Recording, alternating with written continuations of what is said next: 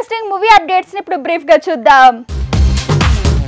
Man of masses NTR తో దేవర movie చేసిన జాన్వి తర్వాత బుచ్చిబాబు మేకింగ్ లో రామ్ చరణ్ తో మూవీకి కమిట్ అయింది. ఆ వెంటనే కోలీవుడ్ బాట పడుతోంది అతిలోక సుందరి వారసురాలు. అలా తమిళ హీరో సింబుతో జోడీ కట్టేందుకు గ్రీన్ సిగ్నల్ ఇచ్చింది.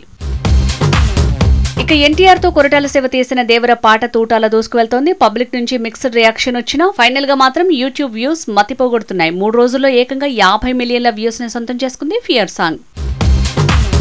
మలయాళ hit movie Manjummel boys team కి షాక్ ఇచ్చాడు మాస్ట్రో ఇళయరాజా. తన హిట్ సాంగ్ ని మంజుమల్ బాయ్స్ మూవీలో వాడుకోవడమే కారణం.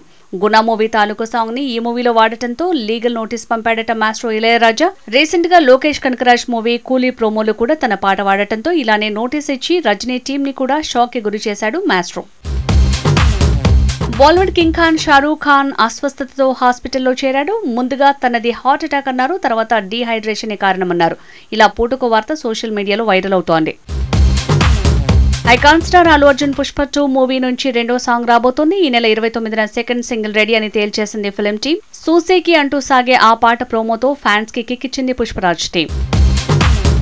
సీతారామం ఫేమ్ మృణాల్ ఠాగూర్ ప్రేమలో పడిందంటున్నారు. గల్లీబాయ్ ఫేమ్ సిద్ధార్థ్ చతుర్వేదితో ఈ లేడీ డేటింగ్ చేస్తుందంటున్నారు.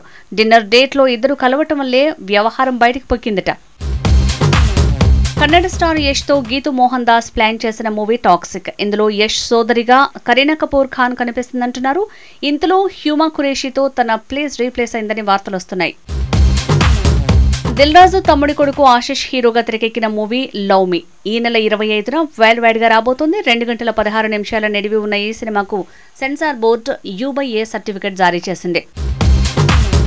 కల్కి మూవీ టీం బుచ్చి కారుని ఇంట్రడ్యూస్ చేసి ప్రమోషన్ లో ఎమోషన్ పెంచింది. అయితే ఆర్టిఫిషియల్ ఇంటెలిజెన్స్ తో నడిచే ఈ కార్ తయారీకి 7 కోట్లు ఖర్చు అయిందట. ఇక హీరో అవుట్ ఫిట్ కి 2 కోట్లు ఖర్చు చేయాల్సి వచ్చిందట. ఇప్పుడు ఈ వార్తే టాలీవుడ్ లో హాట్ టాపిక్ అయింది.